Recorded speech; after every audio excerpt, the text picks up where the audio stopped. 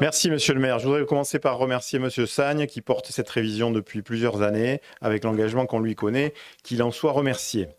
Monsieur le maire, mes chers collègues, j'ai lu avec attention, vous vous en doutez, les près de 1500 pages de ce projet de PLU. J'ai également pris connaissance de l'ensemble des observations formulées par plus d'un millier de nos concitoyens qui, pour 96% d'entre eux, ont exprimé un avis fermement défavorable à ce projet. J'ai enfin examiné le rapport du commissaire enquêteur ainsi que les réponses apportées par la municipalité à ces observations, les correctifs bien maigres proposés pour cette adoption, qui, elle, vous en doutez, l'épaisseur du trait se lisait beaucoup plus vite.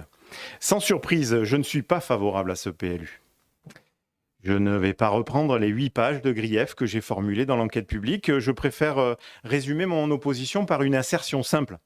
Et là, monsieur Berillon, je diffère vraiment de l'exposé que vous venez de vous faire. Ce que vous nous proposez cet après-midi, monsieur le maire, c'est un PLU du passé.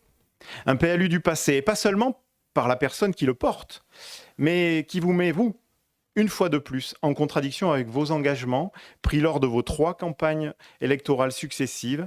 Vous aviez promis une urbanisation raisonnée. Vous aviez promis d'interdire les constructions collectives dans le tissu pavillonnaire. Or, ce PLU propose jusqu'à R+2 sur la petite colline du cimetière. Vous aviez promis que Cap de Moon devait rester un camping. Tout le monde l'a entendu et les Casalins s'en souviennent. Et non, ils ne l'ont pas oublié. Et cet acte de contrition, vous l'avez fait dans cette réunion électorale de justification il y a quelques jours, à Cazaux, où on a entendu le maire sortant dire, presque content de lui, que vous ignoriez la loi SRU. Et que vous ignoriez, en devenant maire, qu'il y avait 1300 demandes en souffrance au CCAS. Ça a été repris dans la presse. Je ne l'ai pas inventé. Et c'est une bien piètre justification après 6 ans que de se réfugier ainsi dans sa propre naïveté. Un PLU du passé, là où vous voyez probablement un PLU de tradition et d'avenir, eh bien moi je n'y vois pour ma part qu'une tradition de bétonisation, d'artificialisation, d'étalement et une forme de déni face à la fragilité de notre environnement. Tout ça pour un avenir obscurci, mal anticipé et à certains égards même profondément inquiétant. Ce PLU du passé n'a pas pris le parti de l'avis général de notre population, ni de ses craintes, ni de ses attentes. Et ce PLU n'est tout simplement pas adapté à la réalité de notre attractivité foncière, la situation sociale et environnementale qui est désormais la nôtre. Ce PLU du passé, il empile, il compile, il additionne des intentions, des programmations, toujours plus de construction, toujours plus de bâtis, toujours plus de béton, et surtout à un rythme effréné. C'est votre objectif, monsieur le maire, vous n'avez cessé de le répéter, loger les nôtres. Mais pour cela, vous avez additionné, vous avez cumulé, vous avez empilé des zones entières d'opérations, notamment dans les fameuses OAP. Et pour atteindre l'objectif des 1600 logements sociaux dont notre commune est déficitaire, vous avez largement surprogrammé. Et surtout, vous n'avez pas pris la mesure de la constructibilité globale du diffus. Dans un contexte d'attractivité extrême de notre territoire, attractivité et appétit des promoteurs qui ne s'arrêtera pas aujourd'hui avec l'adoption de ce PLU. Ce n'est pas parce que vous programmez sur un horizon de 0 à 6 ans.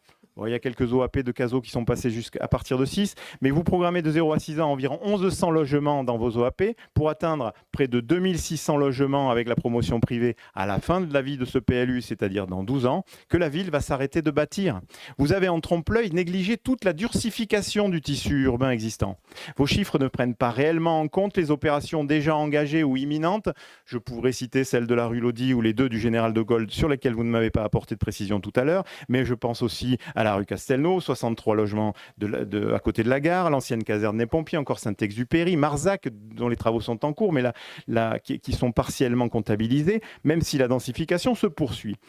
Tout est pris en compte de façon très partielle et vos servitudes de mixité sociale, et c'est souligné dans l'enquête publique, sont décrits de façon très confuse. Tous ces projets viennent se rajouter à un bilan de constructibilité déjà trop large, trop permissif, toujours plus inquiétant. Les estimations d'évolution démographique de ce PLU seront largement dépassées. J'en ai la conviction. Mon évaluation, elle est beaucoup plus inquiétante que votre étude de densification. Les OAP et les servitudes de mixité sociale identifiées dans votre PLU, j'y rajoute les opérations que réalisera l'établissement public foncier local, qui continue et qui continuera de préempter et d'acheter dans tout le tissu urbain, et les immeubles de promotion privée qui continueront. Et là, on grimpe très largement au niveau de la fourchette très haute de votre étude de densification densification, c'est-à-dire pas loin de 4000 logements nouveaux d'ici 12 ans. Et ça, les gens ne le veulent pas. Les logements sociaux, il s'en construira dans le tissu urbain, toujours, particulièrement à la faveur des préemptions de l'EPFL qui continue et qui continuera d'agir. Pour tenter de faire avaler la pilule, vous brandissez la peur. Le coup de bâton préfectoral, encore de façon théâtrale, orchestré par M. Bérillon à l'instant. Le préfet qui viendrait se substituer, prendre la tutelle sur les permis de construire. Il y a une chose qu'il faut préciser, c'est que le préfet, si jamais il faisait ça, il ne le ferait que sur le logement collectif. Et ça, ce n'est pas la moindre des précisions à apporter. Et dans les cas rares, très rares, où on pouvait trouver 1 ou 2% de logement social au rapport de la loi SRU, eh bien, quand ça s'est effectué, le nombre de communes concernées sur toute la France représente une poignée. Alors arrêtez de dire que vous allez être dépossédé, que le maire de la tête se sera dépossédé de son pouvoir d'agir et de son pouvoir de signer des permis. C'est faux, c'est exagéré. Et surtout, si jamais le préfet devait le faire, si jamais, il ne pourrait le faire que dans un seul cadre, celui de notre PLU. D'où l'intérêt de ne pas lui servir un PLU trop permissif, trop bétonnable.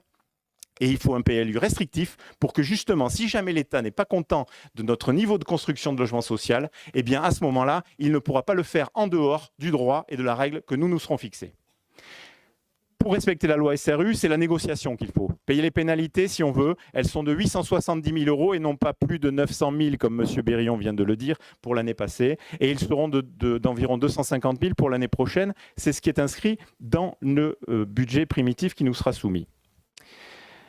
Ce PLU du passé, c'est aussi un PLU qui organise la bétonisation sans jamais encadrer la réelle destination des logements construits. Parce que ce dont la thèse de Buch a besoin, ce sont des logements pour celles et ceux qui vivent ici, qui travaillent ici, qui font vivre nos services, nos commerces et nos associations. Or, la loi permettait, monsieur le maire, pour toutes les opérations nouvelles de promotion privée, de circonscrire cela uniquement à de l'habitation principale. Pourquoi ? Eh bien pour empêcher que le prix de la bétonisation nous soit proposé pour seulement des résidences secondaires et des résidences Airbnb. Or, dans toutes les OAP, toute la part de logements privés n'intègre pas cette restriction. La loi Le Meur le permet explicitement et votre PLU du passé, qui applique des règles, encore une fois, des années 2000, n'y a même pas pensé. Vous continuez à bétonner pour faire plus de logements saisonniers et ça, c'est le trou dans la raquette qui rend coupable et qui met le nez sur toutes vos contradictions.